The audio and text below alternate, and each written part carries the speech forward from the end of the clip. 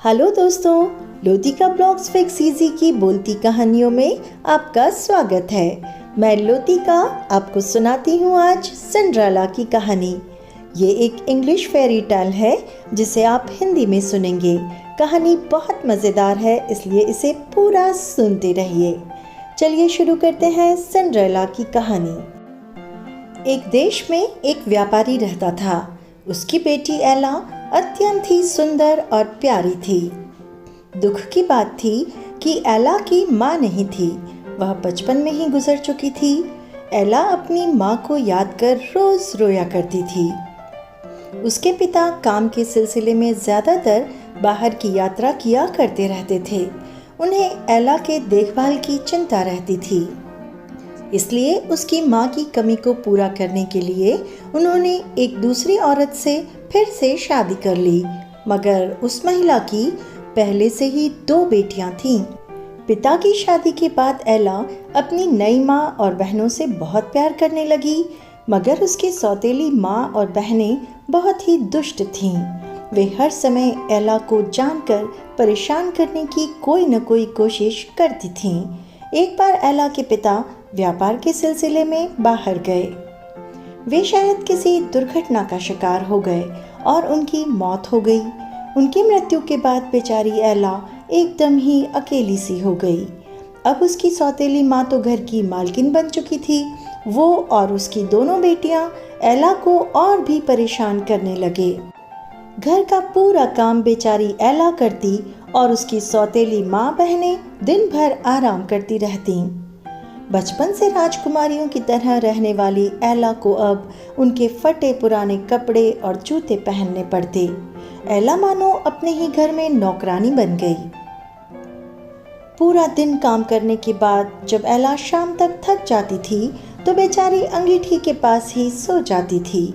अगले दिन सुबह जब वह उठती थी तो बेचारी के ऊपर अंगीठी की राख यानी सिंडर पड़ी हुई होती थी।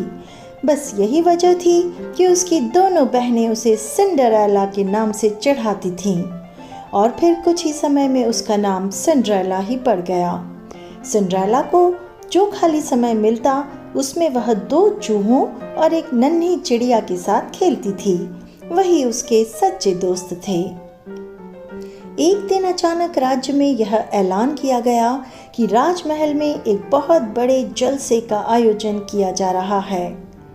जलसे में राज्य की सभी लड़कियों को बुलाया गया। राजमहल में आने वाली लड़कियों में से राजकुमार अपनी राजकुमारी चुनने वाला था। यह अनोखा ऐलान सुनने के बाद राज्य की सभी लड़कियां राजकुमार से शादी का ख्वाब देखने लगीं। इधर सिंड्रेला की दोनों बहनें भी राजकुमार से शादी करने को बहुत उत्साहित थीं। मगर सिंड्रेला भी राजमहल और वहां का जलसा देखना चाहती थी, परंतु सौतेली माँ नहीं चाहती थी कि सिंड्रेला वहां जाए, क्योंकि सिंड्रेला बहुत सुंदर दिखती थी और उसकी दोनों बेटियां सुंदर कपड़ों में भी उसका मुकाबला नहीं कर पाती थीं। माँ को डर था कि कहीं राजकुमार सिंड्रेला को ही पसंद न कर ले, इसलिए उसने सिंड्रेला को जाने की इजाज़त नहीं दी और बहुत सा काम देकर घर पर ही रुकने को बोला। सिंड्रेला उदास थी। उसकी दोनों बहनें सजने संवरने लगीं, नए कपड़ों में तैयार होकर जलसे में चली गईं। थोड़ी देर बाद घर का काम खत्म करने के बाद सिंड्रेला अंगीठी के पास बैठ गई। उसके दोस्त चूहे और नन्ही चिड़िया उसके पास ही खेल रहे थे। वह बहुत उदास थी।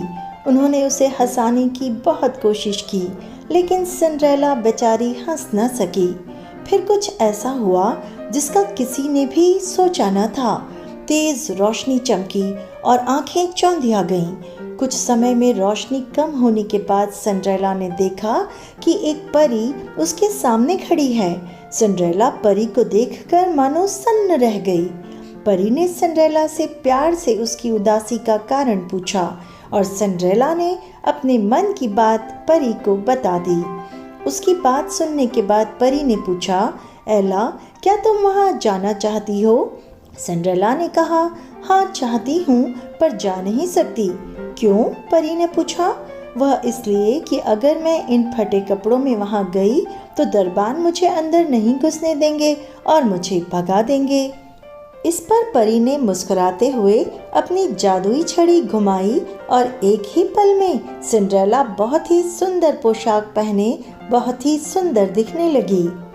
फिर परी ने सिंड्रेला से एक कद्दू मंगवाया और जादुई छड़ी से कद्दू को एक खूबसूरत बग्गी में बदल दिया। फिर सिंड्रेला के चूहे घोड़े बन गए और चिड़िया कोचवान। सिंड्रेला अब जाने के लिए तैयार थी। परी ने उसे पैरों में पहनने के लिए कांच की अत्यंत ही सुंदर जूतियां दीं।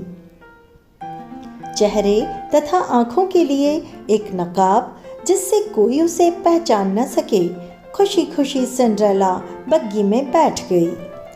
लेकिन परी ने उसे चेतावनी दी कि उसे हर हाल में रात 12 बजे के पहले वापस लौटना होगा, क्योंकि 12 बजे के बाद उसका जादू खत्म हो जाएगा। उसके बाद सब कुछ पहले जैसा हो जाएगा, जैसे वह फिर से फटे पुराने कपड़ों में आ जाएगी और उसकी बग्गी वापस कद्दू बन जाएगी। अब सिंड्रेला रात 12 बजे के पहले वापस आने का वादा करते हुए चल पड़ी। वह इतनी खूबसूरत लग रही थी कि वह जैसे ही जलसे में पहुंची तो सबकी नज़र उस पर ठहर गई। माँ और बहनें भी उसे देखकर आश्चर्यचकित थीं, परंतु नकाब के कारण वे उसे पहचान नहीं पाईं। जैसे ही राजकुमार ने उसे देखा तो उससे प्यार हो गया। वह उसके पास गया और अपने साथ नृत्य करने के लिए आग्रह किया। राजकुमार खुशी खुशी सिंड्रेला के साथ पूरी शाम नृत्य करता रहा और दोनों बहनें और वहां उपस्थित अन्य लड़कियां उससे जलती रहीं।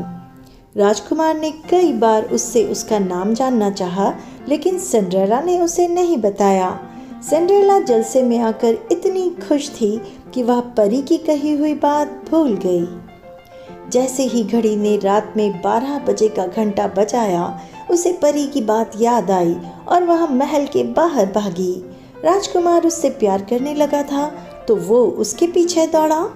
राजकुमार उसे विवाह का प्रस्ताव देना चाहता था, लेकिन सिंड्रेला रुकी नहीं।